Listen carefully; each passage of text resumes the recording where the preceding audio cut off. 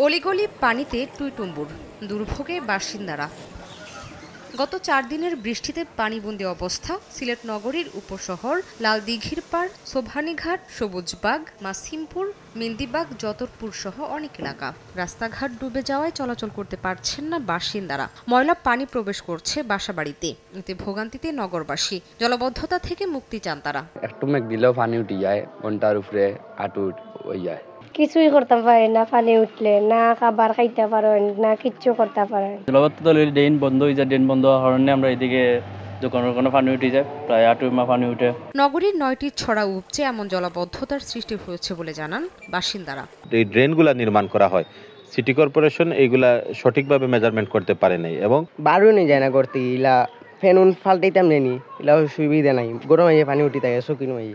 নগদের কাছে সব গ্রাহকই প্রিয়, তাই তো সারা দেশে ক্যাশ আউট চার্জ সবচেয়ে কম। তবে সিটি কর্পোরেশন বলছে ড্রেন পরিষ্কার করে দ্রুত পানি নামাতে কাজ চলছে। অতিরিক্ত বৃষ্টি যখন হয় তখন দেখা যায় পানিটা আস্তে আস্তে বৃদ্ধি পায় এবং নদীর পানির সাথে আমাদের ওই অঞ্চলের পানির লেভেলটা সমান হওয়ার কারণে পানি বৃদ্ধি পায়। গত 4 দিনের বৃষ্টিতে নগরীর প্রায় 10,000 বাসিন্দা পানিবন্দী জীবনযাপন করছেন। সময় সংবাদ, সিলেট।